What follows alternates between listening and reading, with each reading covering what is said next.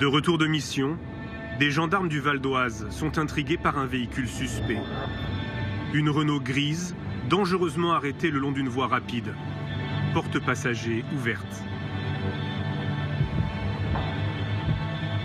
Je décide de contrôler le véhicule et ses occupants. Je mets le gyrophare. À l'approche des gendarmes, un homme remonte précipitamment dans la voiture qui prend la fuite. Là, on part en course-poursuite direction Sarcelles. Les gendarmes ignorent tout de l'identité des fugitifs.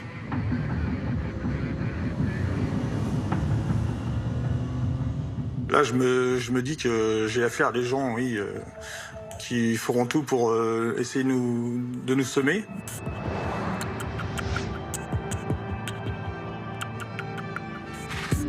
On poursuit le véhicule jusqu'à un rond-point où se trouve l'église chaldéenne en direction de Sarcelles.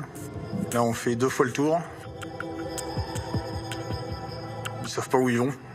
Je vois le passager qui oriente par des gestes la direction à prendre. 400 mètres plus loin, un feu rouge bloque la circulation. La voiture des fugitifs est immobilisée. Donc là, on descend du véhicule pour essayer d'interpeller au moins le conducteur. Ah, c'est tendu, ouais. Au moment où on arrive dessus, malheureusement, le feu repasse au vert. Et j'ai juste le temps d'essayer de saisir son bras. Ma main heurte sa tête, ce qui fait lui retirer sa casquette et ses lunettes. Sur le coup, j'ai pas reconnu. Les fugitifs redémarrent en direction de Sarcelles. Après 6 km de course-poursuite, leur voiture pénètre dans le parking souterrain d'un centre commercial. Je suis arrivé au souterrain, j'ai mis mon véhicule en travers pour bloquer l'issue.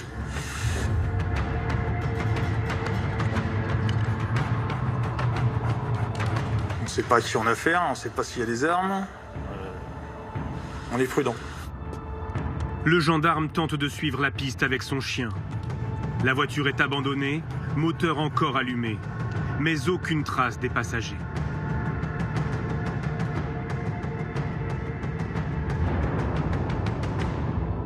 Il faut attendre le soir et l'identification par la vidéosurveillance pour que le gendarme comprenne qu'il a failli arrêter par hasard le fugitif le plus célèbre de France.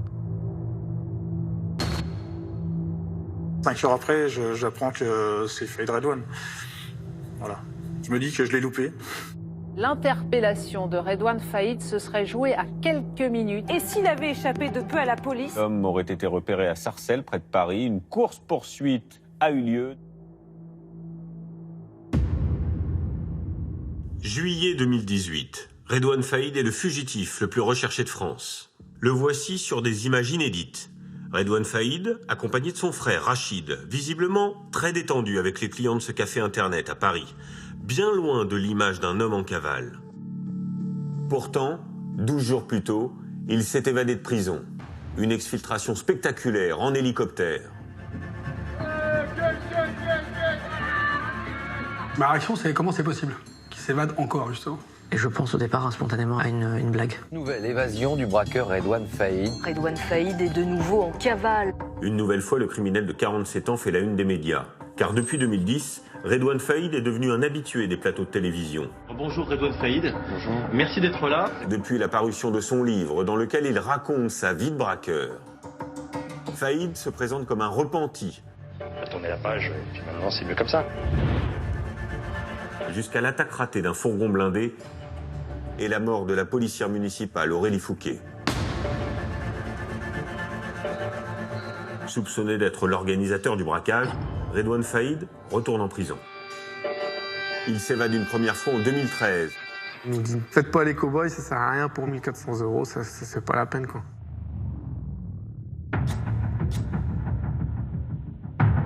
Une deuxième en 2018 et renforce ainsi sa réputation de roi de la belle. Vous laissez femme et enfants et c'est parti pour 3 mois intenses. Comment les autorités ont-elles traqué le fugitif ? Pour quelqu'un qui s'était évadé le 1er juillet, dormir en forêt, ça veut dire que vraisemblablement il n'y a pas beaucoup de moyens financiers derrière. On identifie parmi les vêtements retrouvés un t-shirt orange qui était porté par Redouane Faïd au moment de son évasion. Ce qui a attiré notre attention, c'était la corpulence et la taille des individus qui portaient les burqas, qui manifestement n'étaient pas des femmes. Y a-t-il eu des défaillances de l'administration pénitentiaire ? Madame la ministre, quand une telle faillite est ressentie comme inévitable, c'est qu'il y a quelque chose qui ne va pas. Comment un pistolet automatique et des explosifs en quantité peuvent se retrouver dans une prison sécurisée. Donc là, on sait très bien que, de toute façon, on nous attend à l'orée du bois, c'est évident. Je souhaite tirer toutes les conséquences qui devront en être tirées. Grâce à des témoignages exclusifs, Cellule de crise vous plonge au cœur de la traque de l'homme le plus recherché de France.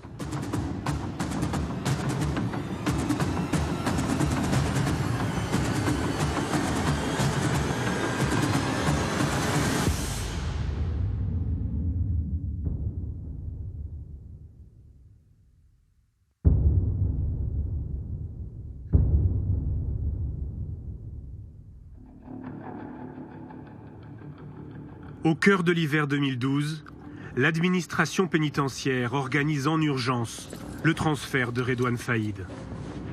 Le directeur de la prison de Fresnes, où il est détenu depuis 10 mois, est convaincu que le braqueur prépare une évasion. Dans un rapport à sa hiérarchie, il détaille les informations en sa possession. Il apparaît que la personne détenue est tentée d'approcher les personnes condamnées pour des faits de terrorisme, afin d'obtenir des informations sur l'introduction de matières explosives. Ces éléments laissent redouter une volonté de l'intéressé de se soustraire à son incarcération par le biais d'une évasion.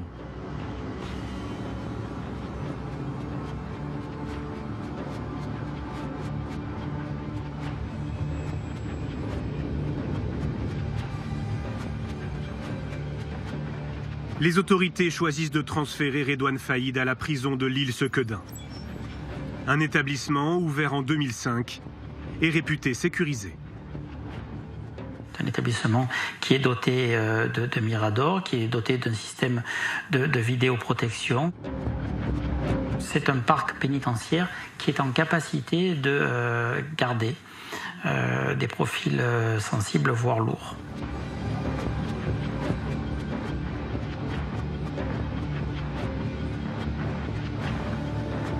Redouane Faïd est classé détenu particulièrement signalé, un DPS en jargon pénitentiaire. Il est soumis à des conditions de détention renforcées. L'arrivée du braqueur dans la prison ne passe pas inaperçue. Christophe est l'un de ses surveillants à Sequedin. Il parle sans autorisation, l'interview a été reconstituée. Quand un détenu médiatique comme ça arrive sur un bâtiment, comme c'était un gros profil, le plus gros profil qu'on avait, tout le monde allait vers lui. J'ai observé d'ailleurs que tous les autres détenus de Sequedin étaient à ses pieds. Ils étaient sous l'influence de Faïd. Après seulement 1 mois, les surveillants s'alarment. Redouane Faïd prend de l'ascendant sur ses codétenus. Le 25 décembre 2012, un collègue de Christophe rédige une note dans le cahier électronique de liaison. Un logiciel qui recense toutes les observations faites sur les détenus.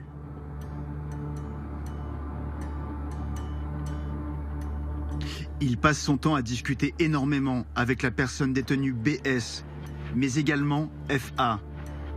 Ces derniers pourraient être sous son influence pour un éventuel mouvement ou autre au sein du bâtiment B, à surveiller de très près. Malgré cette alerte, progressivement, la tension des surveillants se relâche. Alain Gégaud est alors directeur régional de l'administration pénitentiaire, en charge notamment de la prison de Sequedin. Faïd Redouane va être extrêmement respectueux avec le personnel, il va faire en sorte de se faire oublier, il n'y aura pas d'incident avec un délinquant comme celui-là. Au départ, c'est sûr que quand il arrive, on est tous un peu à l'affût. Après, au fur et à mesure des mois qui passent, on voit rien et la routine s'installe. Après, peut-être qu'on est un petit peu moins vigilant sur certains points sécuritaires.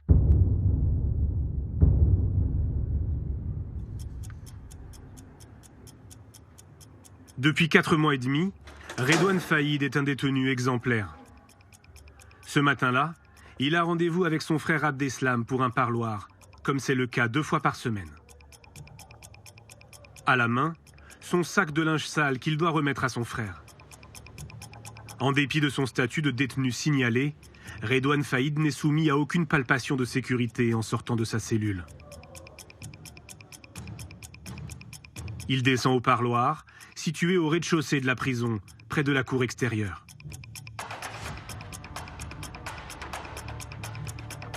Là, avec d'autres détenus, il attend d'être appelé par les surveillants pour rejoindre son frère dans un box.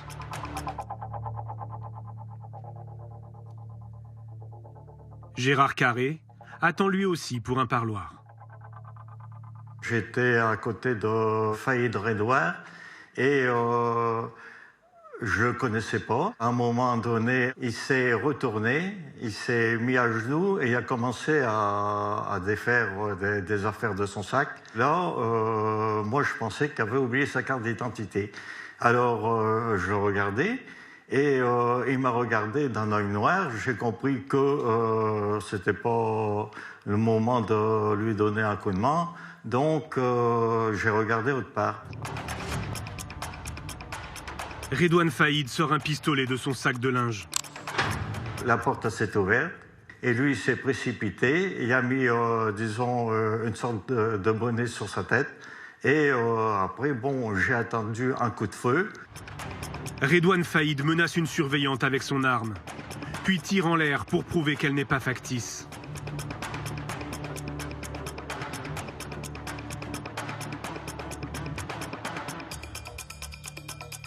Du côté famille, Isabelle attend dans un box pour une visite. Tout d'un coup, j'entends il est armé, c'est une prise d'otage. Voilà, donc là, je me dis oui, enfin, qu'est-ce qui se passe enfin, voilà. Et puis, j'ai vu passer une personne avec une arme sur la tente d'une autre personne. Avec 3 surveillants sous la menace de son arme, Faïd prend la direction des parloirs. Miguel Langlais, surveillant à Sequedin, commence sa journée de travail. Il va se retrouver pris au cœur de l'évasion. Et là, j'entends la chef qui dit c'est une prise d'otage, c'est Faïd. Dès que j'ai entendu Faïd, tout de suite, on comprend que c'est pas faux et puis il va se passer quelque chose. Je me dis pas que je peux être en danger. Je me dis, faut que j'y aille, je sais pas, c'est l'instinct professionnel. Redouane Faïd se dirige vers la salle d'attente des familles, qui donne directement sur la cour intérieure de la prison. Il détient 3 surveillants en otage. Depuis la fenêtre du couloir, Miguel Langlais observe la scène. Il y a une petite lucarne, et là je vois qu'à l'intérieur, il est en train de mettre quelque chose sur la porte en face. Et là, il me voit, et il me dit, t'es là, tu restes là. À ce moment-là, vous savez que vous avez une personne armée en face de vous, et vous connaissez le pédigré du bonhomme, vous me dites, je pense que ça va faire mal. De son sac, Redouane Faïd sort un pain de plastique qu'il pose sur la porte. Puis il écarte les surveillants. La porte explose et il y a un bout de serrure qui passe à 10 cm de ma jambe. La première explosion, elle me surprend parce qu'on ne bouge pas les oreilles. J'ai jamais entendu une explosion aussi forte, à part les pétards. Donc, je me dis, ça y est, on y est, quoi. Ça n'existe pas que dans les films, quoi. Redouane Faïd se retrouve dans la cour intérieure avec ses 4 otages. Il emprunte le chemin dédié aux familles qui rendent visite aux détenus. Il sait où il doit aller, exactement où il doit aller. On n'a même pas besoin de lui dire voilà, voilà, voilà. Il sait exactement où il doit aller. Alain Gégaud est chez lui lorsqu'il est prévenu de l'évasion par le directeur de la prison de Sequedin. Moi, pour ma part, je suis informé dans les 7-8 minutes qui suivent le début de l'évasion. La première question que je me suis posée, c'est comment un pistolet automatique et des explosifs en quantité peuvent se retrouver dans une prison sécurisée. Préfet, police, gendarmerie, l'alerte remonte jusqu'aux plus hautes autorités. Lorsque les premiers policiers arrivent sur place, l'évasion est toujours en cours. Les instructions sont claires. Aucune action avant l'arrivée du GIPN, le groupe d'intervention de la police nationale.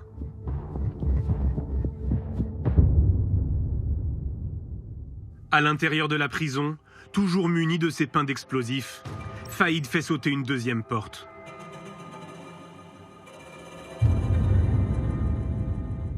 Il nous dit, faites pas les cow-boys, ça sert à rien pour 1300 ou 1400 euros, c'est pas la peine, quoi.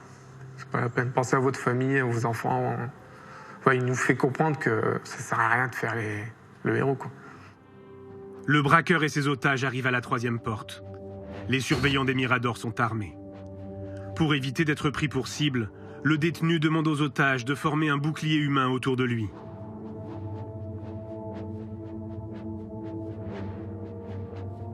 Le pire, on l'imagine toujours dans ces moments-là, mais après, oui, dans ma tête, c'est pourvu qu'il y arrive, pourvu que ça se passe bien, pourvu qu'il n'y a pas un collègue qui fasse n'importe quoi, pourvu qu'il sorte.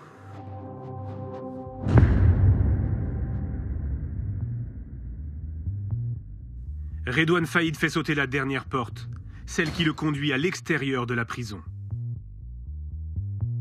24 minutes se sont écoulées depuis le début de la prise d'otage. Le braqueur se retrouve face aux policiers. Les premiers intervenants sont là. Ils assistent en fait à la fin de l'évasion. Ils se situent à l'extérieur, évidemment, de la maison d'arrêt, et ils voient la dernière porte exploser. Avec la fumée, l'odeur qui se dégage, ils ne peuvent pas agir sans mettre en danger la vie des otages. La numéro 2 de la PJ lilloise est accablée. Ce sont ces équipes qui ont arrêté Faïd en juin 2011. Quand on apprend l'évasion de Faïd Redouane, l'équipe est quelque part en rage. Parce que c'est quand même un camouflet pour la puissance publique qu'un homme de cette dangerosité s'évade d'une prison. Le braqueur et ses otages longent la prison en courant sur 500 mètres, jusqu'à un pont situé sous l'autoroute. Là, un complice attend Faïd dans une voiture.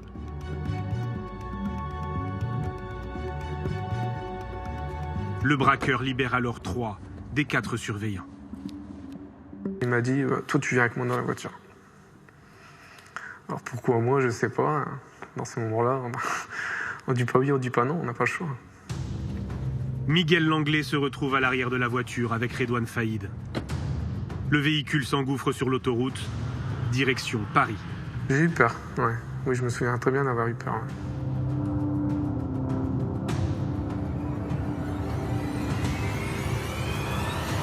Là, je lui dis, me lâche pas dans une banlieue ou un truc comme ça, parce que en uniforme, ça va pas le faire, quoi.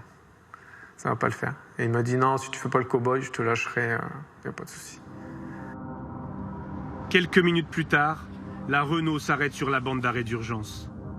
Miguel Langlais est relâché.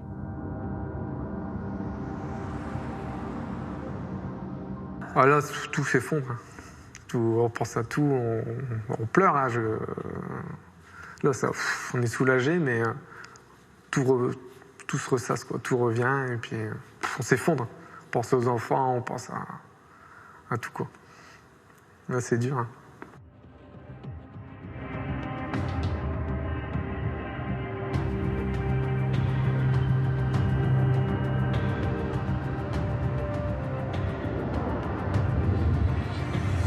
Le véhicule de Redouane Faïd et son complice sera retrouvé à 6 km de là, sur la commune de Ronchin. Brûlé.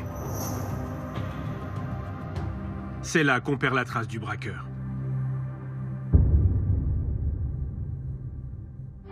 Mais tout d'abord donc cette évasion spectaculaire ce matin, détenu issu du grand banditisme. Le braqueur Redouane Faïd s'est enfui de la prison en utilisant des explosifs et en prenant 5 personnes en otage. Redouane Faïd est le fugitif le plus recherché de France. Des barrages sont mis en place, des gendarmes déployés, des hélicoptères mobilisés.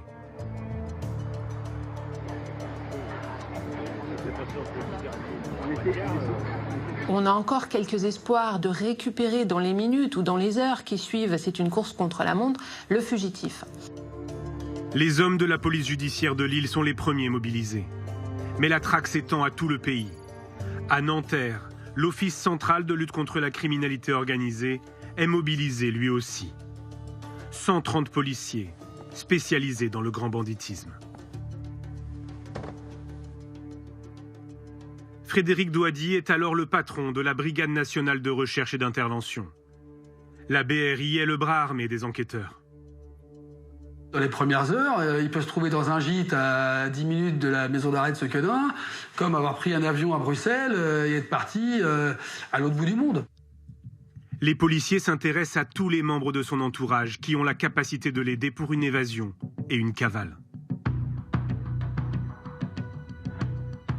Vincent est le chef d'enquête.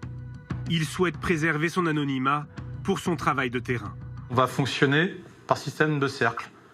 D'abord, l'environnement proche, famille, femme, enfant, puis la famille, puis les cercles professionnels ou criminels. Ce qu'on travaille évidemment dans ce genre de cas, c'est les parloirs. Et c'est la raison pour laquelle, dès la matinée, sont placés en garde à vue les 2 individus qui avaient des parloirs réguliers avec Faïd Redouane, un de ses frères aînés, Abdeslam, et un de ses neveux. La piste familiale ne donne rien. Abdeslam Faïd, le frère de Redouane qui l'attendait au parloir, est rapidement mis hors de cause. Des centaines de policiers sont à l'heure qu'il est aux trousses de Redouane Faïd depuis son... Cette traque a une particularité qui change la donne. Elle est suivie en direct par les médias. L'homme désormais le plus recherché de France laisse derrière lui... Cette notoriété le dessert un peu en fin de compte, parce qu'à ce moment-là, d'une enquête normale, vous passez à une enquête extraordinaire. Donc derrière, vous aurez, je dirais, tous des services de police qui vont être mobilisés qu'à ça, et certainement en nombre supérieur à ce qui aurait été si ça n'avait pas été Redouane Faïd. Donc sa priorité, ça va être de rester dissimulé, ça va être de passer sous les écrans radars.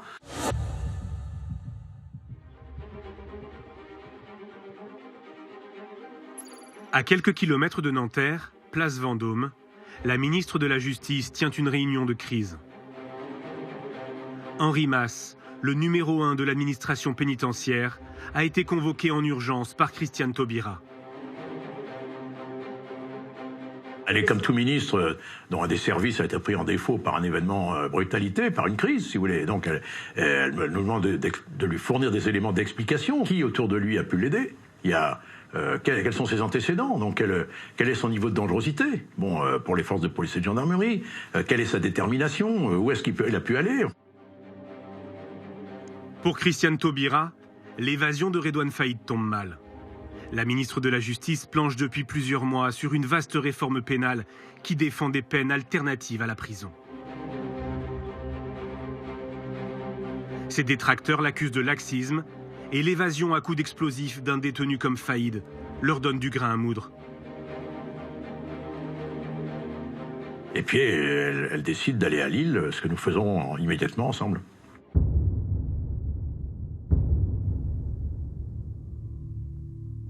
À Sequedin, les responsables de la prison doivent assurer le bon fonctionnement de l'établissement, en dépit des dégâts causés par l'évasion. La prison, après la sortie de Redouane Faïd, se trouvait dans une situation d'insécurité totale, puisqu'il n'y avait plus de porte d'entrée. On ne va pas pouvoir assurer le fonctionnement de l'établissement dans des conditions normales. Sequedin, c'est 800 détenus. C'est un samedi, donc c'est un jour de parloir. Donc ça veut dire qu'il faut aussi expliquer aux détenus que compte tenu de la situation de crise au niveau de l'établissement, les parlements n'auraient pas lieu, et maintenir les gens dans leurs cellules. En fin d'après-midi, lorsque Christiane Taubira et Henri Mas arrivent sur place, la ministre demande à refaire le parcours de Redouane Faïd. Alain Gégaud les accueille. Quand Christiane Taubira arrive à Sequedin, elle est quand même d'humeur assez désagréable, mais ça peut tout à fait se comprendre. Et donc demande à comprendre ce qui s'était passé et le pourquoi du comment. Ça me confirme ce que je sais, c'est-à-dire que si vous voulez, quand on fait sauter des portes de sortie d'établissement pénitentiaire avec des explosifs, c'est exceptionnel. Enfin, c'est quelque chose d'une intensité inconnue. Dans la foulée, une réunion est improvisée entre les syndicats du personnel et la ministre de la Justice. L'ambiance est électrique.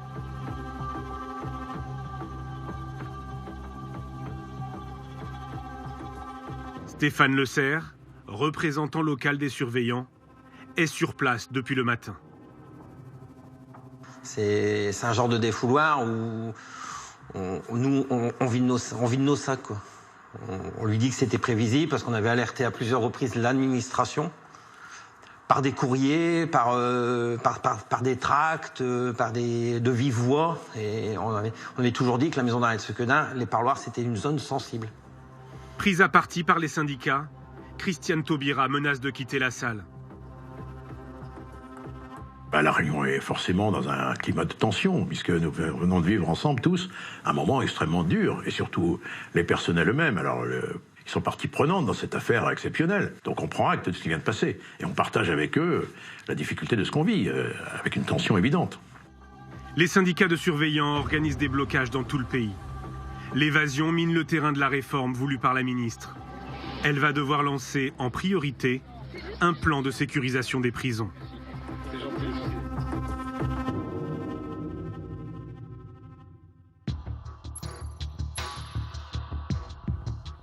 À Nanterre, pour retrouver le fugitif le plus recherché de France, les policiers déploient d'importants moyens de surveillance.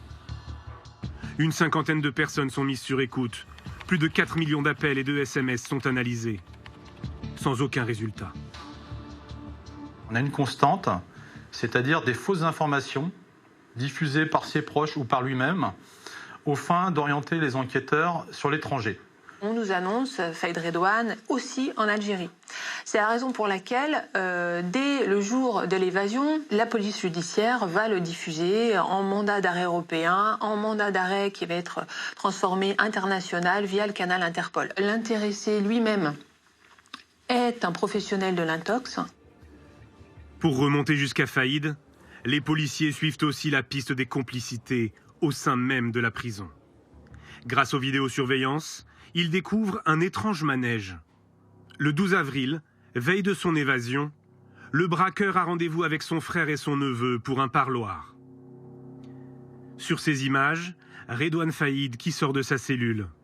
Dans sa main, un sac rouge censé contenir son linge sale. Le surveillant ne procède pas à la palpation de sécurité.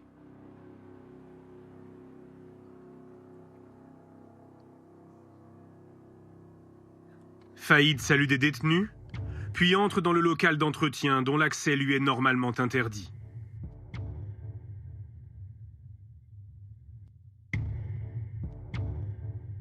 Il en ressort 22 secondes plus tard pour se rendre au parloir. Qu'a-t-il fait ou déposé dans ce local-là?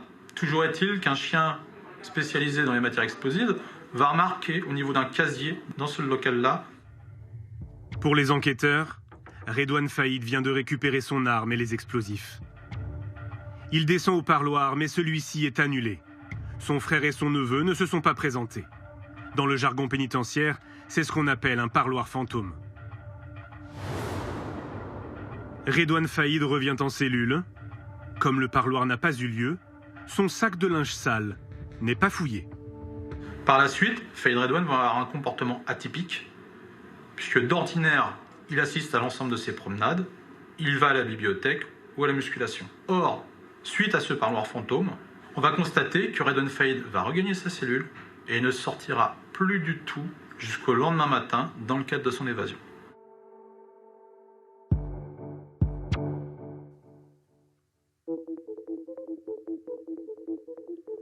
Les policiers placent en garde à vue le surveillant présent ce matin-là. Confronté aux images de vidéosurveillance, il reconnaît des erreurs. Vous me demandez pourquoi je ne suis pas intervenu. Sur la palpation, je reconnais, je ne l'ai pas fait parce que j'y ai pas pensé. Sa présence dans le local d'entretien, je n'ai pas fait gaffe qu'il est entré dans cette pièce. Ça aurait dû m'interpeller. J'aurais dû m'en rendre compte. Comment expliquez-vous cette succession d'anomalies? La routine. Erreur de ma part. Ce qui est incroyable, c'est que le gardien n'ait rien vu. On a l'impression qu'il est totalement berné par Redouane Faïd. Il n'y a pas que les surveillants pénitentiaires qui se sont laissés berner par Redouane Faïd. La hiérarchie, elle aussi. En fait, 2 jours avant l'évasion, une commission DPS s'est réunie. Elle devait statuer sur Redouane Faïd. Alors, dans cette commission, il y a le procureur, les services de police, les services de gendarmerie et bien sûr la direction de la prison. Et à aucun moment, un risque d'évasion de Redouane Faïd n'a été évoqué. Est-ce que depuis l'administration a reconnu ses erreurs ? Alors, elle a reconnu des fautes individuelles, mais elle n'admet officiellement aucune défaillance de l'institution. Écoutez le directeur régional de l'époque, Alain Gégaud. Le type, il est seul en cellule. Sa cellule fait l'objet de contrôles réguliers. Il est pris en charge quand il y a des mouvements à l'intérieur de la prison, quand il sort. Qu'est-ce que vous voulez faire de plus par rapport à la prise en charge d'un détenu ? Ça, c'est pour la théorie, mais dans les faits, des défaillances, oui, il y en a eu. En fait, Redouane Faïd était soumis à un régime de détention plus strict. Sa cellule devait faire l'objet de contrôles et de fouilles réguliers. Il devait lui aussi systématiquement être soumis à des palpations de sécurité en sortant de cellule ou en revenant de parloir. Et ça, ce n'était pas toujours fait. Mais ça ne suffit pas en fait à expliquer l'évasion et les policiers restent persuadés que si une arme et des explosifs ont pu rentrer dans la prison, c'est grâce à une complicité interne.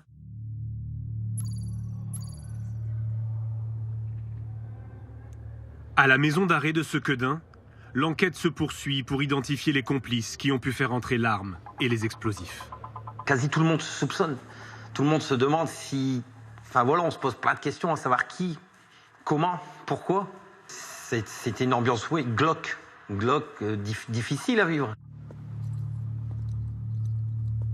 Les policiers suspectent un autre surveillant. Selon certains détenus, il serait connu pour faire entrer toutes sortes d'objets illégaux dans l'établissement. Il est placé en garde à vue.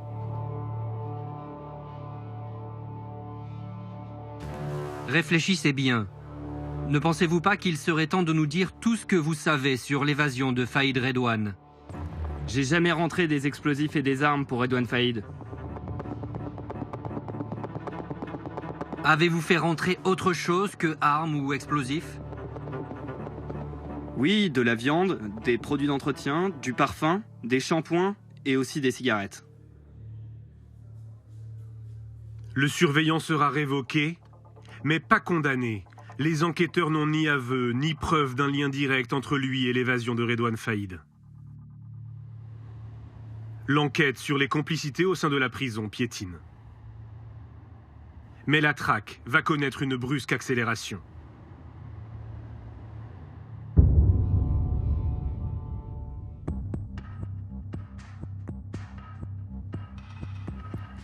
« 40 jours après l'évasion, les policiers reçoivent une information d'un de leurs indiques. Redouane Faïd aurait passé plusieurs nuits dans un hôtel de Roissy. Le fugitif serait accompagné d'un autre homme. Ils circuleraient ensemble, à bord d'une Peugeot grise. Sur ce type d'affaires, on peut avoir des tuyaux de gars qui ont vraiment un intérêt à donner une information qui permettrait peut-être à minima, de le localiser ou d'identifier certains de ses complices. Ab initio, on ne sait pas si l'information elle est bonne, elle est mauvaise. Donc on va l'exploiter en allant récupérer dans tous les hôtels du secteur de Roissy, et il y en a quelques-uns, les bandes vidéo, les parkings, les vidéos qui sont dans les hôtels en question. Image par image, les policiers épluchent des centaines d'heures de vidéos d'hôtels et de parkings. Un détail inattendu attire leur attention. Un des opérateurs de la BNRF va constater le comportement suspect d'un individu sortant la tête de l'habitacle pour insérer son moyen de paiement au niveau de la barrière. Sauf que lorsqu'il va remettre sa tête dans l'habitacle, apparemment, il est muni d'un postiche puisque la perruque va bouger. Donc c'est à partir de ce moment-là qu'on pense avoir Redouane Faïd. Pour la première fois depuis l'évasion, après 6 semaines de traque, les enquêteurs tiennent enfin une piste solide. À votre avis, on est content ou on n'est pas content? Évidemment qu'on est content. Entre le moment où on exploite la vidéo et le moment où on se dit que c'est lui, il n'y est plus. D'accord, il n'est plus à l'hôtel, il ne nous attend pas, pieds et poings liés, en se demandant pourquoi on met autant de temps à venir le chercher. Donc, ça veut dire qu'on a, oui, on avance, on a un fil à tirer.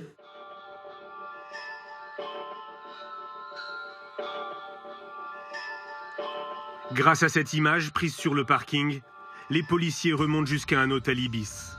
30 enquêteurs sont mobilisés pour éplucher à nouveau les vidéosurveillances de l'établissement. Cette fois, ils reconnaissent formellement Redouane Faïd. Il porte une perruque et des lunettes de soleil. Il sort de l'ascenseur, des sacs à la main. Sur une autre vidéo, les policiers le voient entrer dans l'hôtel, accompagné d'un homme. Là, on le voit en pied, on voit... Voilà, puis surtout, on détecte la présence d'un autre individu qui l'accompagne. Donc, pour le coup, celui-là, il a un nom. L'homme aux côtés de Redouane Faïd a réservé la chambre d'hôtel sous sa véritable identité, Hassan Bourouas. Âgé de 29 ans, il est connu des services de police pour vol et port d'armes, mais n'a jamais été incarcéré. Il a le profil parfait pour Redouane Faïd. C'est quelqu'un qui ne laisse pas de traces. On n'arrivera pas à lui remonter de ligne téléphonique. Et d'ailleurs, c'est une commande de Redouane Faïd pour avoir ce type d'individu à ses côtés. C'est un loup solitaire. Les critères demandés par Redouane Faïd, c'était quelqu'un qui n'allait pas lui amener la police, quelqu'un qui n'était pas recherché. Lorsque les policiers identifient Faïd, les 2 hommes ont déjà quitté les lieux. Pour retrouver leurs traces, les enquêteurs sollicitent les groupes hôteliers dans toute la France. Ont-ils une réservation au nom d'Hassan Bourouas?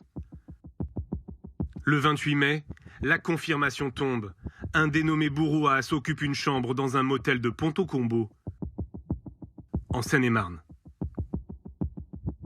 La réservation, elle est en cours, par contre. Donc il faut tout de suite se projeter sur le terrain pour aller vérifier et surtout valider cette réservation et confirmer que dans cet hôtel, il y a premièrement Bourouas et surtout Redouane Faïd.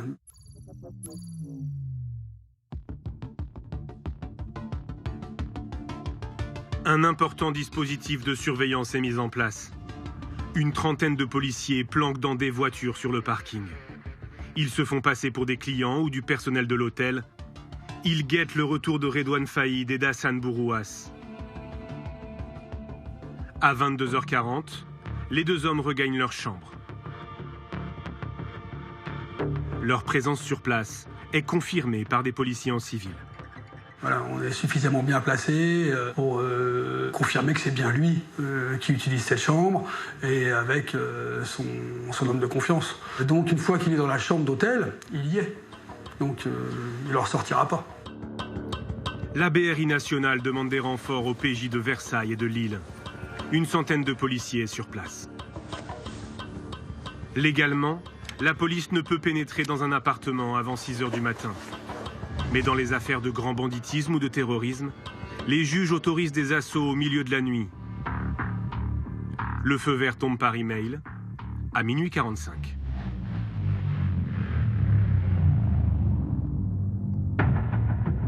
va prendre le temps de s'assurer que les malfaiteurs sont bien endormis, donc on va attendre.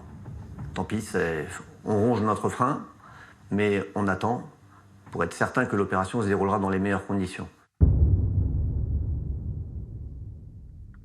Faïd et Bourouas occupent la chambre numéro 38. Elle est au premier étage, à l'entrée de la coursive. Une équipe de la BRI se met en position. Pour ne pas donner l'alerte, aucun client n'a été évacué. Toutes les sorties de l'hôtel sont bloquées. On va encercler l'immeuble pour permettre ensuite à la colonne d'intervention de venir se positionner, mais au préalable, on a évité tout risque de fuite. Donc, quand on est appelé sur ce genre d'événement, on a forcément une petite appréhension. C'est one shot, hein. C'est pas, on n'a pas le droit à un coup d'essai et puis on ne peut pas se reprendre si jamais on a loupé. Non, il faut être sûr notre coup, quoi. Après 46 jours de traque, la BRI donne l'assaut. La progression est annoncée par la colonne, qu'elle monte dans les escaliers, qu'elle s'approche de la porte, qu'elle va pénétrer dans les lieux. Bon, évidemment, il y a le top interpellation qui est annoncé au moment où la porte est ouverte. On a quelques secondes de silence et puis l'annonce du résultat de l'opération. Objectif serré, interpellé, et c'est surtout sans incident. L'opération a duré quelques secondes. Aucun coup de feu n'a été tiré. Redouane Faïd n'oppose aucune résistance. Il a vite compris qu'il ne pouvait pas jouer. Il sait qu'il ne pourra pas s'échapper. La différence d'individus qui pourraient être radicalisés, de malfaiteurs jusqu'au boutiste, on sait que Redouane, s'il a une porte de sortie, il va essayer de l'utiliser. S'il y a un petit trou de souris, il va vouloir le prendre. Mais là, il ne peut pas. Donc, comme il n'a pas envie de mourir, il ne fait rien.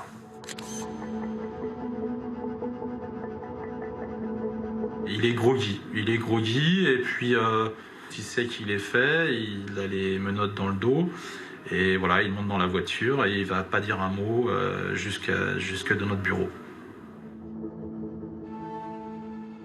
C'est l'info du jour, l'arrestation de Redouane Faïd. La cavale est terminée pour l'ennemi public numéro 1. Interpellé dans la chambre d'un hôtel, Redouane Faïd qui était grimé puisqu'il portait une perruque et une barbe. Sous très haute surveillance, Redouane Faïd est transféré au palais de justice de Lille. Face au juge, il ne livrera jamais le nom de ses complices. Interpellé avec lui, Hassan Bourouas sera condamné pour transport d'armes. De son côté, l'administration pénitentiaire va tenter de tirer des leçons de cette évasion.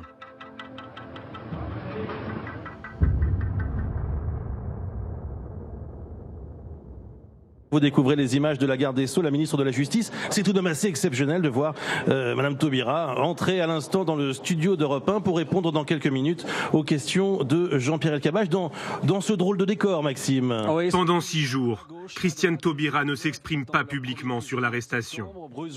Puis elle choisit la prison même où Redouane Faïd est incarcéré pour une interview exclusive sur son nouveau plan de sécurisation des prisons. Xavier Yvon. Depuis Robert Badinter en 1976 à Fresnes, aucun ministre de la Justice n'avait accepté de faire une émission en direct d'une prison. Vous lancez, Christiane Taubira, un plan pour renforcer la sécurité dans les prisons. 33 millions d'euros seront consacrés à de nouvelles technologies de surveillance. Est-ce qu'une nouvelle évasion de Redouane Faïd, qui est ici à Fleury-Mérogis et qui écoute peut-être s'il a une radio, ou d'autres détenus, deviendra impossible? Je ne fonctionne pas aux faits divers et je n'établis pas un plan de sécurité de 33 millions d'euros sur la base de l'évasion d'un individu. Et ce plan gouvernemental annoncé, on l'a vu, à grand renfort de communication, qu'est-ce qu'il va changer? Eh bien, plusieurs dizaines de millions d'euros vont être investis pour empêcher que des objets rentrent illégalement en prison. Ce sont par exemple des portiques, comme on peut en voir dans les aéroports, ou bien des filets pour empêcher que des objets soient projetés par-dessus les murs. Et c'est efficace? Apparemment non, puisqu'à Condé-sur-Sarthe, il y a quelques semaines, la compagne d'un détenu a fait entrer illégalement un couteau en céramique avec lequel 2 surveillants ont été agressés. Ce plan, il vient aussi renforcer les mesures de sécurité encadrant les DPS, les détenus particulièrement signalés. En fait, l'évasion de Faïd a révélé des pratiques très différentes en fonction des établissements. Donc un nouveau texte va venir harmoniser et renforcer ces mesures de sécurité. Bien, on imagine qu'avec toutes ces mesures, ce plan, ces millions qui sont investis, une évasion de Redouane Faïd est désormais impossible. En théorie, oui, et pourtant, il va y parvenir en organisant lui-même sa propre exfiltration.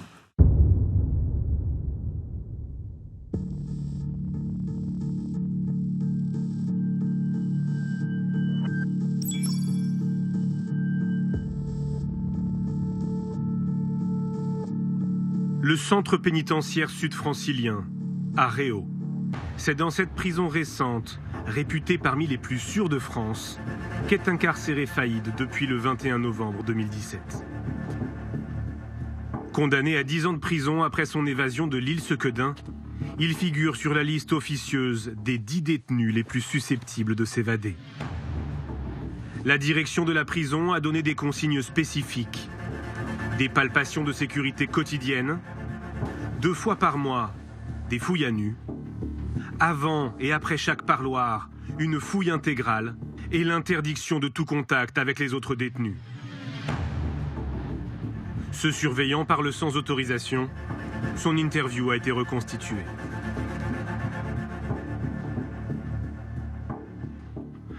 Quand il allait au téléphone, tout son secteur était bloqué. C'était le seul détenu que j'ai vu en France pour qui on bloquait même le personnel. On le bloque, on bloque tout le monde. Il passe avec 2 surveillants et un gradé du quartier d'isolement, comme une star. Il est starifié. Tout le monde le regarde. C'est-à-dire que pour lui, la prison tourne plus pendant 20 à 30 minutes. Mais ces mesures ne vont pas suffire. Dès le début, les surveillants s'inquiètent de son comportement. Redouane Faïd, il scanne les lieux. On a l'impression qu'il mesure chaque centimètre carré et il maîtrise son espace.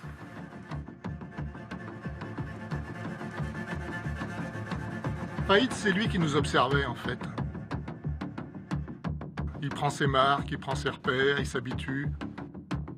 Les agents font remonter ces observations à leur hiérarchie. À partir de janvier 2018, moins de 2 mois après l'arrivée de Faïd, la direction régionale envoie des emails d'alerte auprès de la direction de l'administration pénitentiaire. La direction régionale de Paris réitère la demande de transfert en urgence, par mesure de sécurité et surtout pour éviter un incident très grave.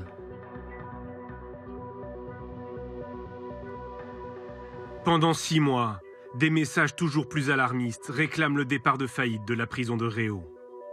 Sans réponse de la direction centrale.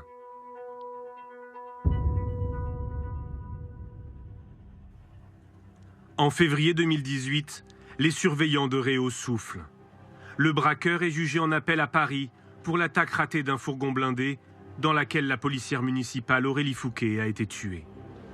Le temps du procès, Faïd est transféré à Fleury-Mérogis. À l'issue de ce procès, des peines seront prononcées à l'identique, peut-être plus. Voilà. Après, nous, ce que nous aurions souhaité, ce sont des aveux, mais je pense que nous ne les obtiendrons pas. Redouane Faïd est condamné à 25 ans de prison pour association de malfaiteurs. Il se pourvoit en cassation.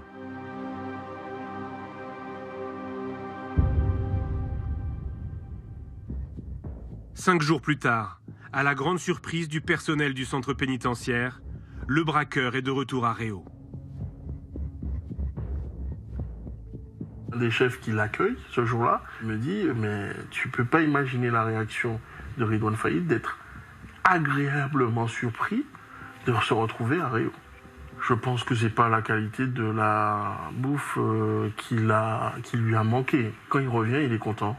Il est content parce qu'il est dans un environnement qu'il maîtrise. Dans un lieu connu, c'est plus facile de préparer quelque chose d'illicite. Moins de 15 jours après le retour de Faïd à Réau, la direction régionale redemande par email son transfert à l'administration centrale. Il a déjà repéré toutes les failles de la structure et la connaît trop bien maintenant. Nous savons par expérience que c'est juste une question de temps. Le 22 juin, après de nombreuses relances, la direction de l'administration pénitentiaire finit par répondre. Le transfèrement aura lieu dans le courant du mois de septembre. Cette réponse provoque la colère de la direction régionale. Je considère votre décision très dangereuse pour le centre pénitentiaire sud-francilien, pour le personnel et pour l'ordre public.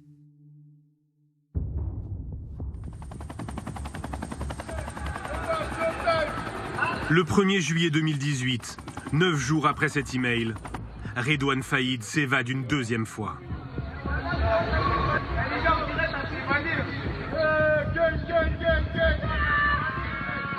Je reçois un coup de téléphone de mon adjoint chef de service qui me dit en ces termes Faïd s'est barré. La spectaculaire évasion. L'évasion du braqueur Redouane Faïd. Je reçois un SMS sur un des téléphones qui me dit Redouane Faïd s'est évadé. Et je pense au départ spontanément à une blague. Et ensuite je regarde le deuxième téléphone et là je vois que j'ai une vingtaine d'appels en absence. Et donc là je comprends qu'il y a un énorme problème. Redouane Faïd s'est enfui de la prison de Réau à bord d'un hélicoptère. C'est un petit peu l'incrédulité quand même qui m'envahit parce que c'est un détenu particulièrement surveillé. Les questions sur son évasion sont nombreuses. Ma réaction, c'est comment c'est possible qu'il s'évade encore, justement. Et d'un autre côté, alors qu'on est condamné à 25 ans de réclusion criminelle, comment ne pas envisager la suite des avis qu'au travers d'une évasion? Redouane Faïd est de nouveau en cavale.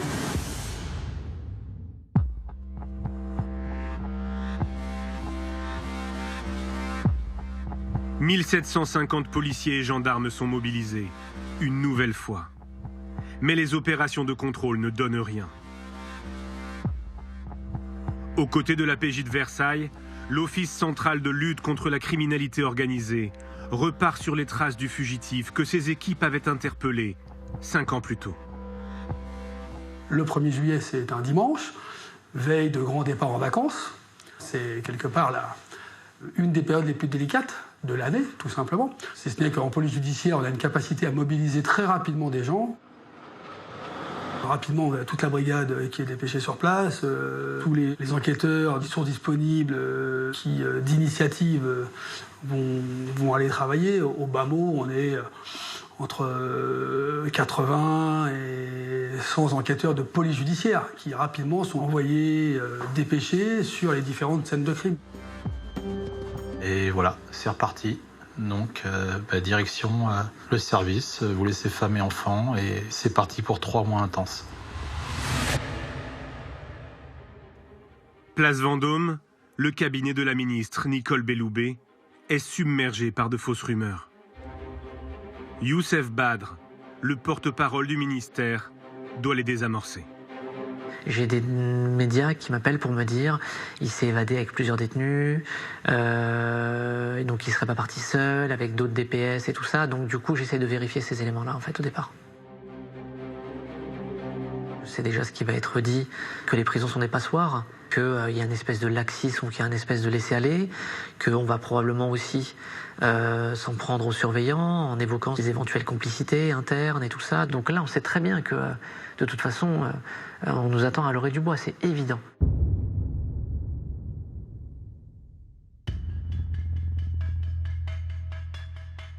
En fin d'après-midi, le 1er juillet, la ministre se rend à Réau. Venu lui aussi soutenir les surveillants, le syndicaliste Régis Grava l'interpelle sur les demandes de transfert de Faïd. Je dis à la ministre, il y a des éléments qui prouvent clairement qu'il y avait quelque chose qui se préparait et les agents vont remonter. Maintenant, qu'ont fait vos services? Donc sa réponse est une réponse politique. Si on pouvait vraiment prévoir avec certitude, où elle dit qu'elle acquiesce, mais à mi-mot, et elle est super gênée par ça. Devant les journalistes, Nicole Belloubet ne met pas en avant la question des transferts, mais confirme une faille dans la sécurité de la prison.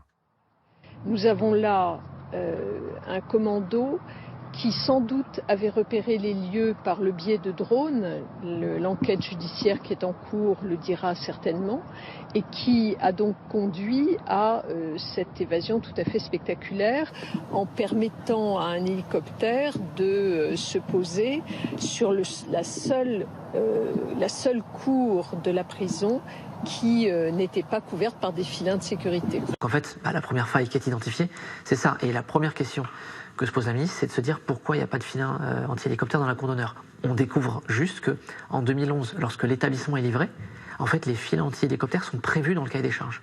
Donc ils sont prévus sur la cour d'honneur. On ne saura jamais parce qu'on n'y était pas, mais on ne saura jamais pourquoi ils n'ont pas été installés. La garde des Sceaux livrera l'explication 2 mois plus tard, devant une commission de l'Assemblée nationale. Elle est plutôt embarrassante pour l'administration pénitentiaire. Ils n'ont pas été posés à la demande de l'administration pénitentiaire. Il a en effet été considéré à l'époque que cette cour d'honneur était un lieu où les détenus ne circulaient pas. Un détenu ne naît dans la cour d'honneur qu'au moment où il rentre dans la prison et où il en sort, ou pour les extractions. Ça n'était à l'époque pas perçu comme un risque.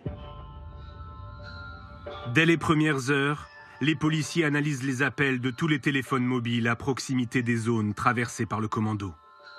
Ils repèrent 5 téléphones actifs pendant l'évasion. Ils n'émettront plus aucun signal par la suite. Ces téléphones sont ceux des complices de Faïd. Leurs déplacements permettent de reconstituer l'organisation très minutieuse de l'exfiltration.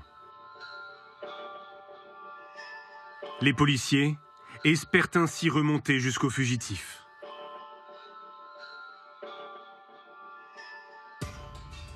Dès 8h30, le 1er juillet, une Renault Mégane noire se déplace sur la N104 en Seine-et-Marne. Elle fait étape à Lésigny pour déposer un complice. L'homme porte le matériel qui va servir à l'évasion.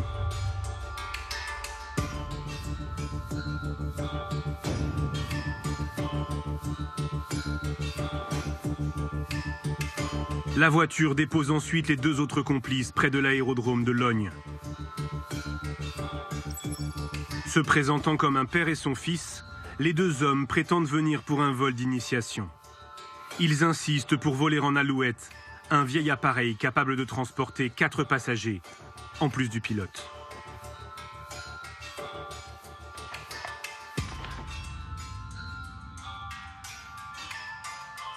La Renault Mégane retourne ensuite à Gonesse et se gare en bordure de la D370, près d'une station essence. C'est là que l'hélicoptère déposera Redouane Faïd et les membres du commando, après l'évasion.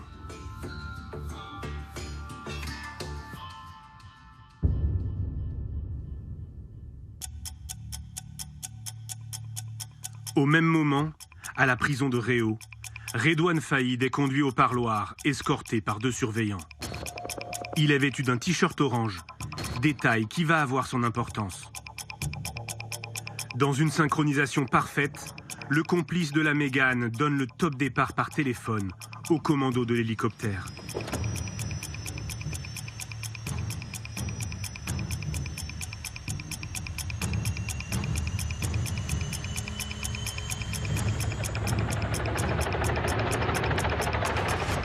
L'appareil détourné se pose à Lésigny. Le 3e complice monte à bord. Dans son sac, une disqueuse, des cagoules, des brassards de police et des armes.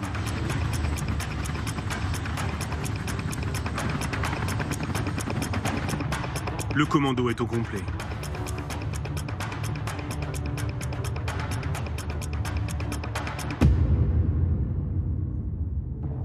À 11h18, l'hélicoptère arrive au-dessus de la prison de Réau.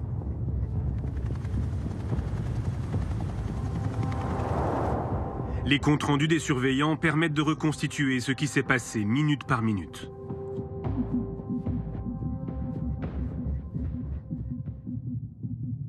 À 11h18, au poste central d'information, une surveillante est alertée par un son inhabituel. J'ai entendu le bruit assourdissant semblable à celui d'un hélicoptère venant du haut. Un premier individu est descendu du côté droit. Il était vêtu d'une combinaison foncée noire. Un second individu est descendu du côté gauche.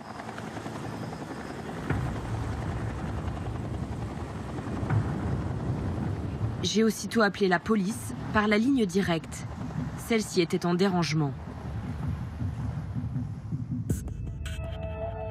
À la porte d'entrée de la prison, le surveillant-chef tente lui aussi de contacter la police.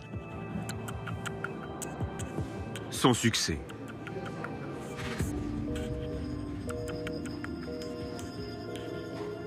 Un de ces hommes finit par utiliser son portable pour joindre le commissariat le plus proche. À mon grand étonnement, on nous a dit « c'est une blague ». Au bout du téléphone, un policier demande aux surveillants de décliner leur identité, leur adresse, leur fonction. Devant tant de questions, nous nous sommes énervés. Nous lui avons demandé de nous prendre au sérieux et de nous envoyer des renforts tout de suite. Il nous a dit de nous calmer car il suivait la procédure et nous a reposé les mêmes questions.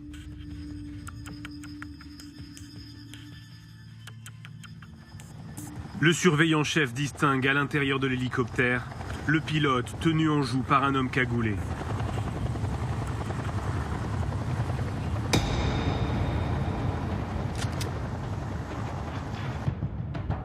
Les deux autres membres du commando entrent dans la prison en découpant une porte réservée aux forces d'intervention.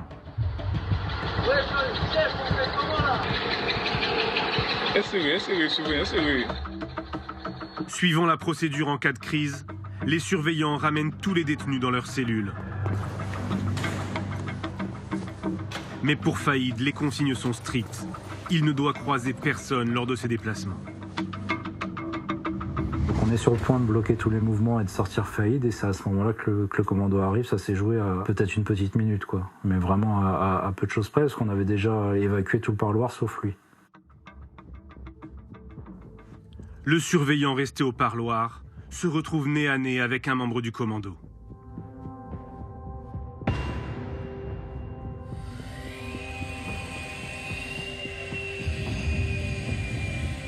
J'aperçois un individu cagoulé avec un brassard police qui coupe le pêne de la cabine.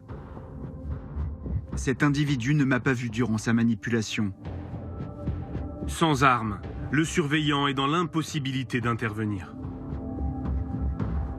Redouane Faïd et ses complices rejoignent l'hélicoptère.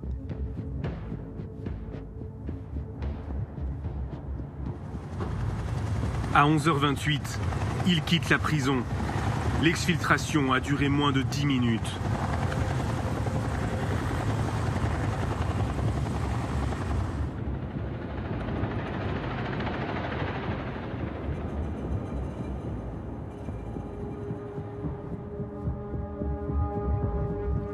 La police n'arrivera qu'après le décollage de l'hélicoptère.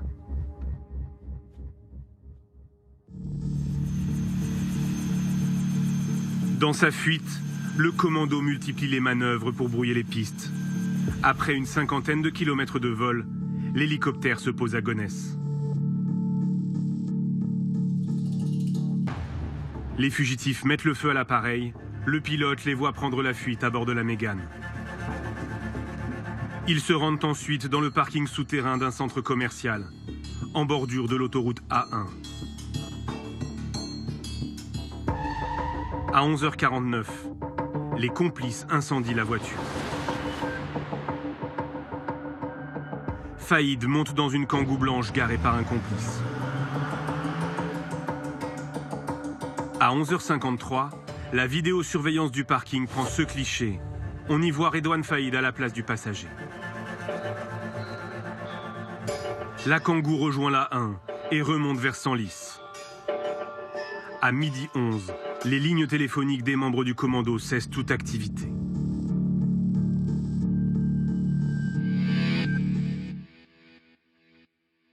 Le premier réflexe, c'est de se dire qu'on a affaire à des malfaiteurs d'envergure, à des gens, pour le coup, dont c'est le métier, qui n'en sont pas à leur coup d'essai, qui sont peut-être entraînés, qui ont même pu répéter cette opération. On n'est pas face à des amateurs. Les enquêteurs décortiquent ce qu'ils appellent les scènes de crime. L'hélicoptère retrouvé à Gonesse en partie brûlé. La Mégane utilisée comme voiture relais et abandonnée par le commando dans le centre commercial, elle aussi calcinée. La Kangoo Blanche, retrouvée brûlée dans l'Oise, moins de 24 heures après l'évasion. L'ensemble de l'opération a été mené en moins de 5 heures. Aucun coup de feu n'a été tiré. C'est une évasion sans aucun coup de feu, sans aucune résistance. Effectivement, ça peut paraître surprenant, mais les surveillants pénitentiaires ne sont pas armés. Alors depuis peu, certains syndicats réclament des tasers, mais le ministère de la Justice campe sur ses positions. En fait, ce qu'ils craignent, c'est qu'en cas d'évasion ou de mutinerie, ça se termine en bain de sang. Alors, il y a bien des surveillants qui sont armés, ce sont ceux qui sont dans les miradors, mais ils ont interdiction de tirer sur un hélicoptère en vol. Écoutez les explications du ministère de la Justice. C'est la loi, en fait on ne peut pas tirer sur un hélicoptère en vol, et l'hélicoptère fait un vol stationnaire. Si vous tirez, ça veut dire que quelque part vous sacrifiez aussi les gens qui sont dedans. Or, avec le commando, je crois qu'il y a le pilote, il me semble. Et je pense que les surveillants aussi ne savent pas qui est dedans. Ils peuvent imaginer tous les scénarios possibles. Il y a peut-être des gens qui ont été pris en otage, on ne sait pas. C'est ce qui permet d'expliquer l'évasion de Redouane Faïd, le fait que les surveillants et les surveillantes ne soient pas armés. Alors c'est plus complexe que ça. Le cœur du problème, c'est ce transfert de Redouane Faïd qui n'a jamais eu lieu malgré les nombreuses alertes de la direction régionale. Oui, les échanges de mails qui demandaient ce transfert de prison n'ont pas donné lieu à un transfert effectif. En effet, chacun se rejette la faute et dans cette administration réputée pour son mutisme, les fuites vont se multiplier. Dès le lendemain de l'évasion, le 2 juillet, Le Figaro va révéler en partie cet échange de mails.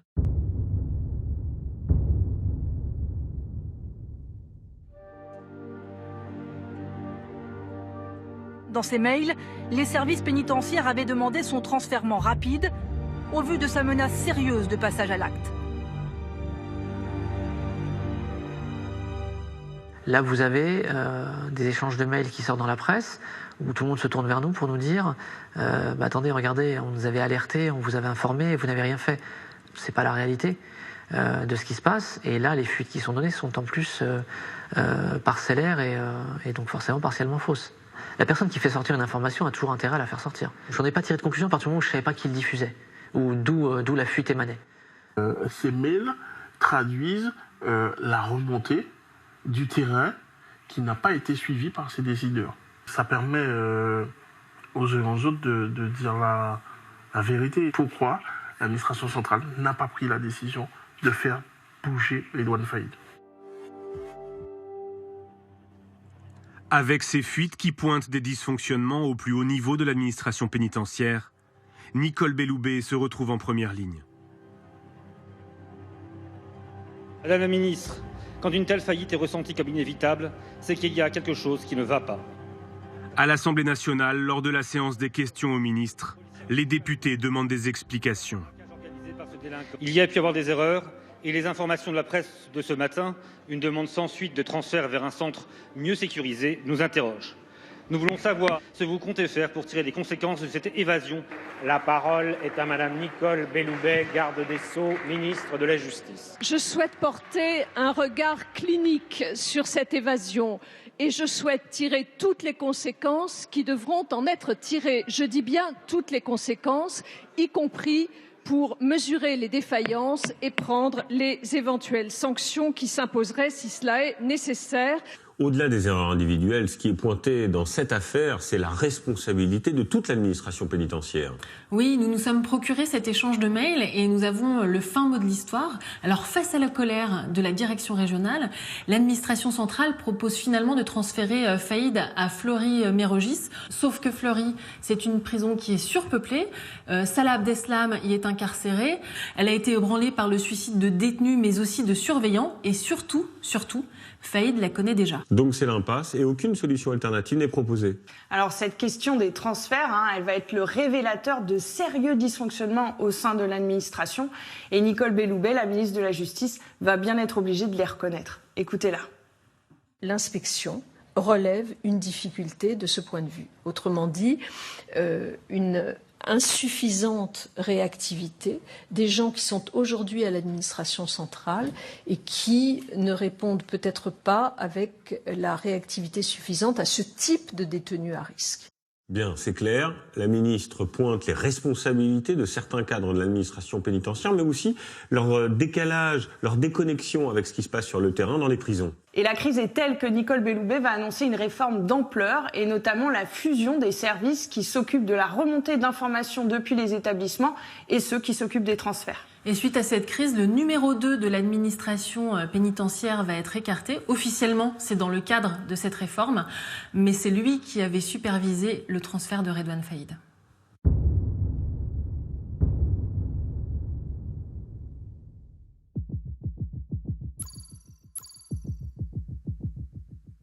Pendant que le ministère de la Justice fait face à la polémique, à Nanterre, le numéro 2 de la police judiciaire se plie à l'exercice d'une conférence de presse.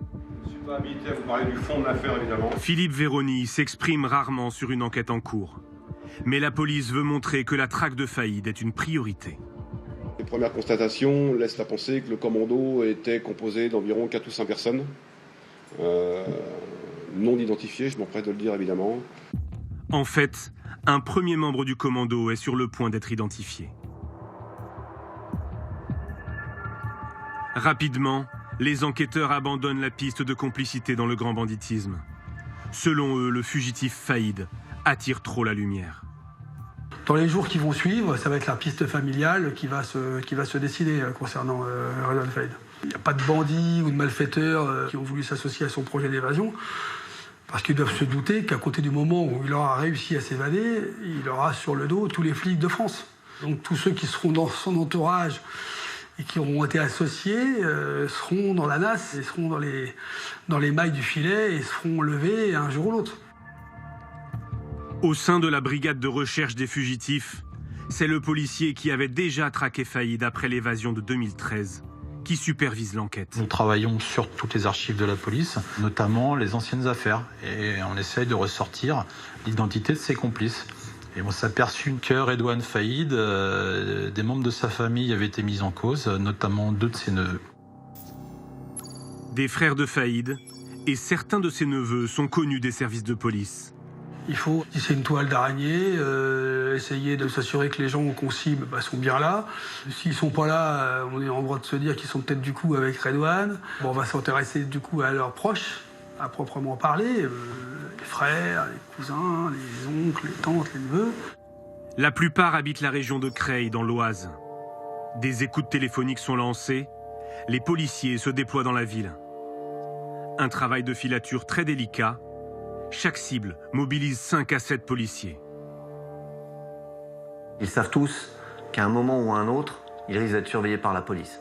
Donc on est obligé d'engager beaucoup de fonctionnaires de façon à ce que ce ne soient pas toujours les mêmes qui soient au contact et qu'il puisse y avoir une rotation, je dirais, dans les surveillances qui vont être exercées. Les enquêteurs vont donc désormais se concentrer sur les membres de la famille de Redouane Faïd.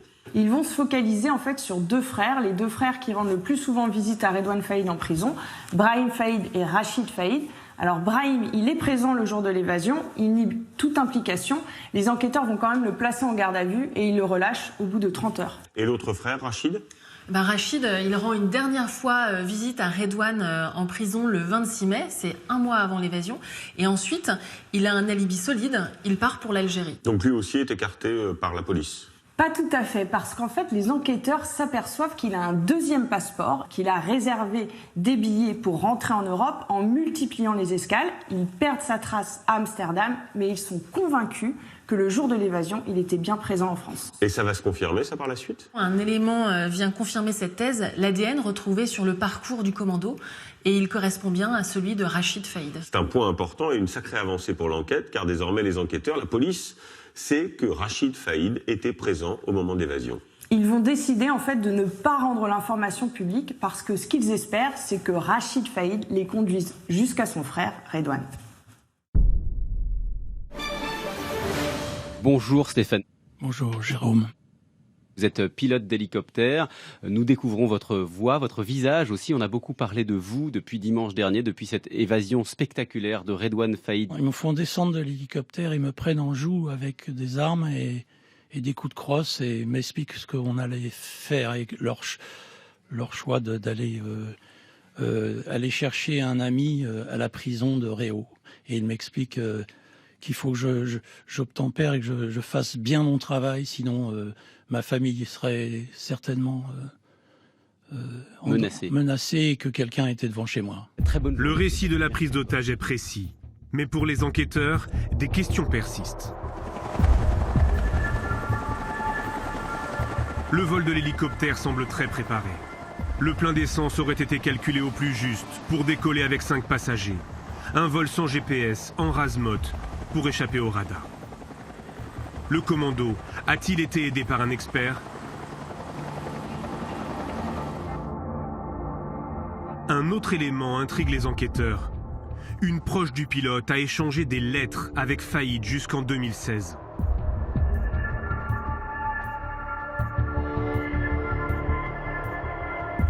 Neuf mois plus tard, le pilote et 2 de ses proches seront placés en garde à vue. Mais visiblement, aucun élément ne prouve une implication dans l'évasion. Aucune charge n'est retenue. Ils sont tous relâchés.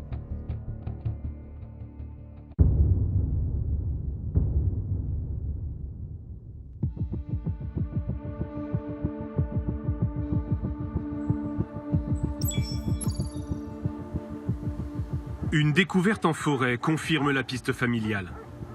Les enquêteurs mettent la main sur du matériel utilisé par les malfaiteurs lors de l'évasion. Il a été retrouvé grâce au témoignage d'un chasseur. C'est quelqu'un qui a pour habitude de fréquenter cette forêt, qui est témoin d'un manège un peu suspect, qui voit des gens qui à l'heure à laquelle il les croise, manifestement n'ont rien à faire dans ce secteur boisé à proximité de Creil, qui va passer son chemin, qui va y retourner par la suite et qui va tomber sur des effets vestimentaires.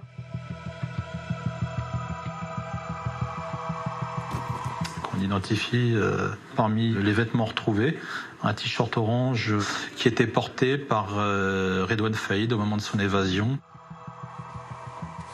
Cette découverte, ça nous a fait comprendre 2 choses. C'est que, pour quelqu'un qui s'était évadé le 1er juillet, dormir en forêt, ça veut dire que vraisemblablement il n'y a pas beaucoup de moyens financiers derrière et qu'il est sur un cercle assez resserré et il est dans sa zone de confort puisqu'il est sur Creil. Donc les éventuels départs à l'étranger avec une cagnotte cachée, etc., pour nous, ça n'apparaissait pas être la piste la plus pertinente. Donc on était à ce moment-là, on a acquis la conviction qu'il pouvait être dans le milieu creillois qu'il connaît si bien. Sur place, les policiers retrouvent surtout des armes. 2 fusils d'assaut et des gilets pare-balles. Des éléments qui les inquiètent. Les armes, de manière générale, vous vous en débarrassez, vous les détruisez, comme les véhicules. La disqueuse thermique aurait dû subir le même sort, parce que vous pouvez laisser des éléments d'ADN sur ces armes, sur ces objets. Donc on est surpris. Mais ça laisse sous-entendre le passage à l'acte vers un nouveau projet criminel. Un futur casse, un centre fort, une bijouterie, une banque, un fourgon blindé. Et donc ça nous met une pression supplémentaire. Le chasseur qui a trouvé les armes identifie l'un des hommes croisés dans la forêt. Il s'agit d'un neveu de Faïd, Isaac. Le témoignage confirme les complicités familiales, mais toujours aucune trace du fugitif. Un autre coup de chance va faire progresser l'enquête.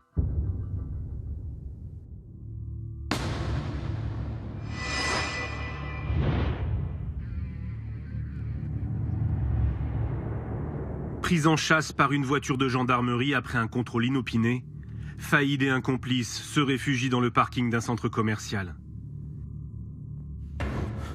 Ils parviennent à prendre la fuite à pied.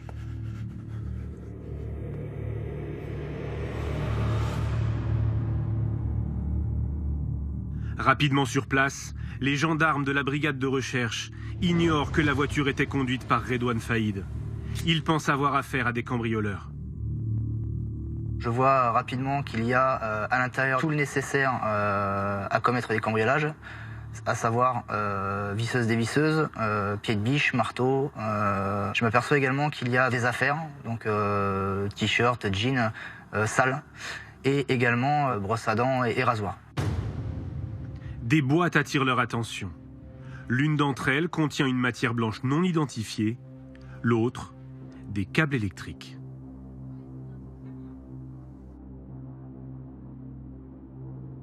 Et là, mon collègue me dit immédiatement, oh là là, attention, on dirait de l'explosif. Comme j'ai pas de formation en explosif, la crainte que j'ai à cet instant T, c'est que effectivement, que ça vienne exploser et qu'on dénombre pas mal de morts, étant donné qu'au-dessus du parking, on a quand même une salle de sport qui est bondée.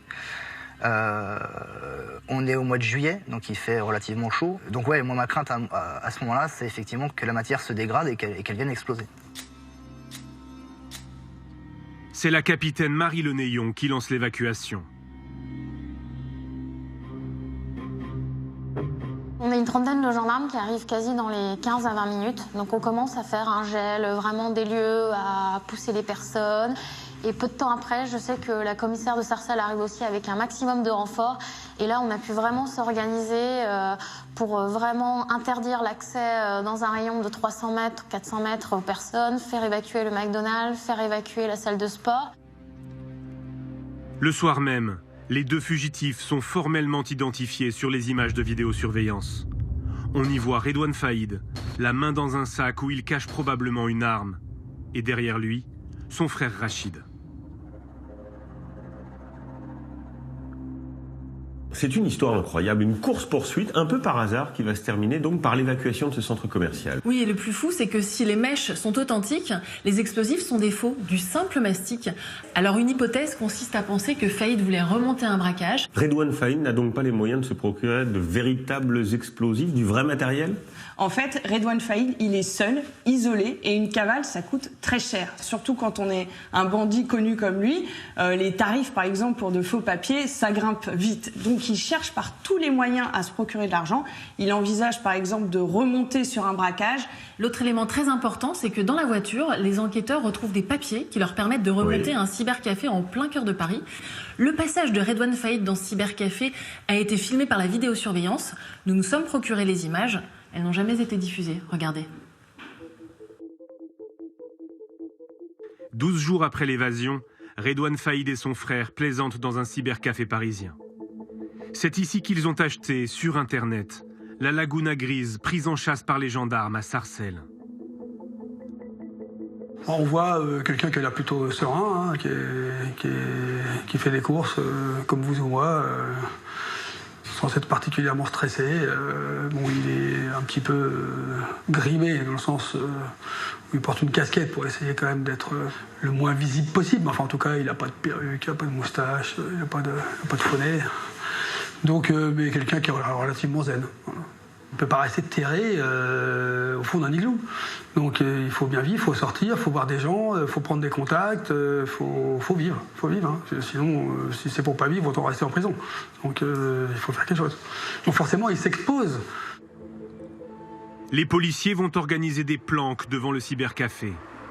Sans résultat. Mais une nouvelle fois, le fugitif va devoir s'exposer.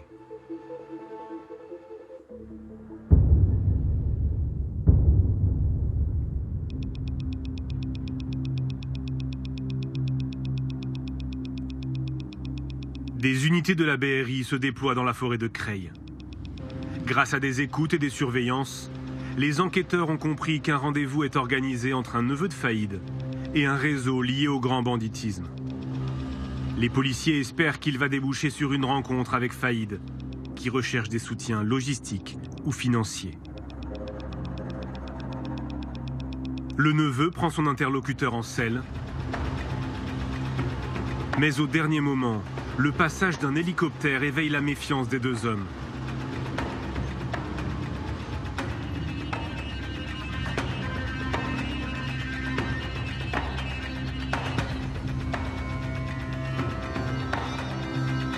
Le rendez-vous n'aura pas lieu.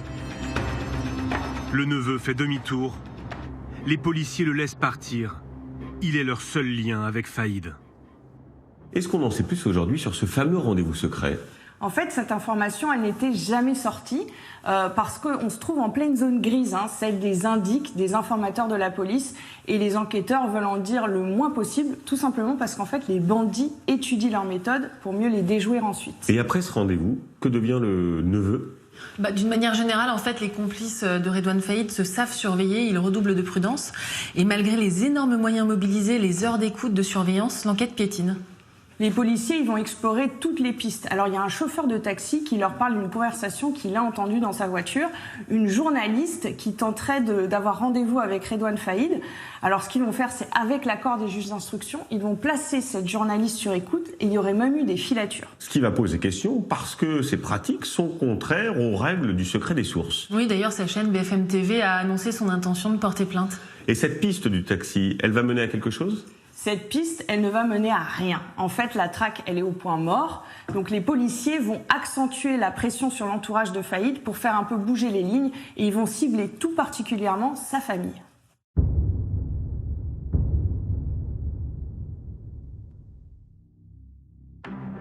Le 5 septembre, une vague de perquisitions est lancée en Île-de-France et dans l'Oise. Les policiers cherchent à mettre la pression sur l'entourage de Faïd, dans l'espoir que l'un des proches sous surveillance commette une erreur.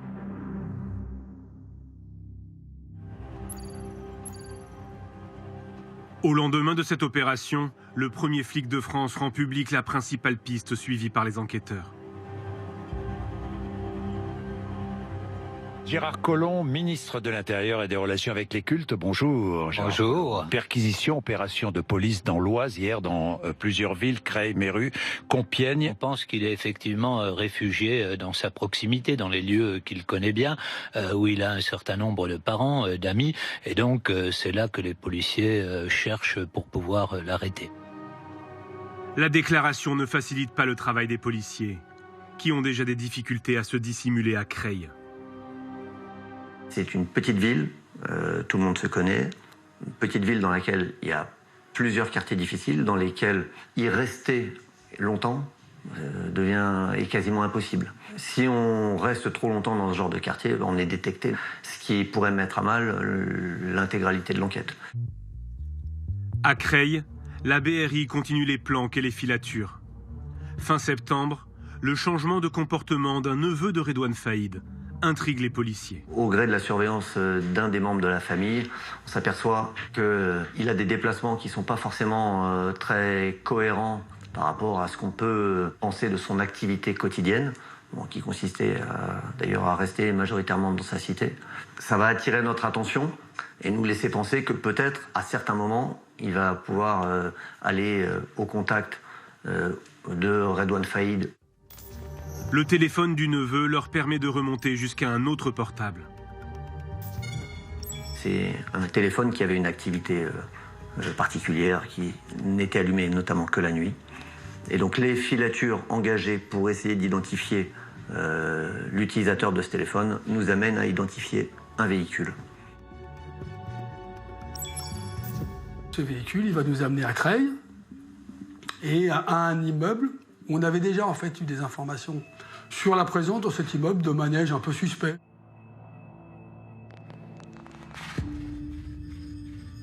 Les policiers s'intéressent à l'une des habitantes de l'immeuble.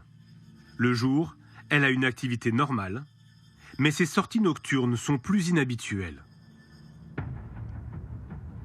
Elle est en contact avec deux personnes en niqab qui sortent de son immeuble et montent à bord de sa voiture. Des tenues peu courantes dans ce quartier de Creil. On va utiliser à la fois des moyens humains et techniques pour surveiller cette adresse. Et on va revoir de temps à autre ce binôme et effectivement constater que la personne sous le niqab est assez grande, a du mal à se déplacer et qu'il y a de grandes chances pour qu'effectivement ce soit un homme. Difficile de les suivre dans les rues désertes.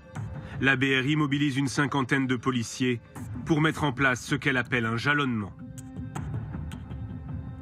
Les gens de la BRI sont des gens qui sont complètement rompus à ces techniques et qui, plutôt que de partir en voiture derrière une cible, préfèrent plutôt occuper le terrain, jalonner, occuper la carte et sur les grands axes et permettre de signaler des passages plutôt que d'être derrière, j'allais dire à la queue leu-leu, ou à 1h ou 2h du matin avec les phares, ça peut être très délicat. Au cours de la troisième nuit, l'utilisatrice du véhicule va déposer les individus à un autre véhicule.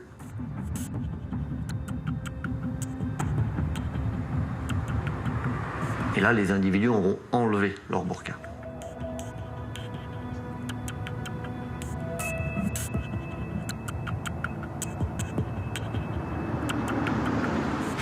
Ils sont extrêmement méfiants. Donc ça nous conforte dans l'idée que ces individus sont à minima des gens recherchés et particulièrement aguerris. Les enquêteurs tentent d'établir que l'un des deux suspects est bien Redouane Faïd. Mais ils leur donnent du fil à retordre. On est face à un individu qui connaît très bien notre façon de fonctionner. Pour déjouer nos surveillances, le moindre rond-point, il va faire 2 fois le tour et il va rouler très en dessous des limitations de vitesse. De façon à ce que si un véhicule le suit, il soit automatiquement détecté. Finalement, à la faveur d'un éclairage, les policiers pensent avoir identifié le fugitif. On acquiert vraiment à ce moment-là la conviction que la personne qui se trouve au tout départ de notre surveillance en passager du véhicule, c'est à 99% Redouane Faïd.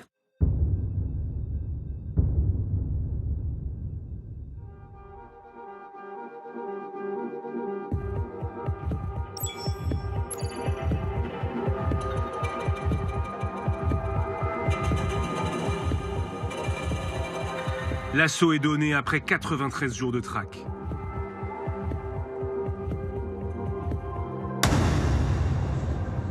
Faïd est interpellé à 4h20 du matin, avec son frère Rachid et ses 2 neveux. En tout, 7 personnes sont mises en examen.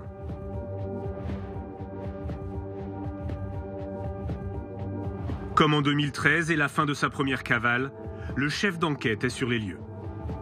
Il me reconnaît, hein, je le vois dans son visage. Il est assis menotté, mis à disposition par les groupes d'intervention. On a des armes retrouvées à proximité de lui. Il est hagard, voilà. Il sait que c'est perdu. Puis tout de suite, voilà, le naturel revient au galop et il va nous demander qui l'a balancé. Assez rapidement, il va se mettre à parler, presque à sourire, quoi. Voilà, parce qu'il sait que, je pense qu'il a déjà en tête le 3e projet. Redouane Faïd retourne en prison. Une cellule l'attend dans le centre de haute sécurité de Vendin-le-Vieil. Les mesures d'isolement sont encore renforcées. Pour cette nouvelle évasion, Faïd risque jusqu'à 20 ans de prison.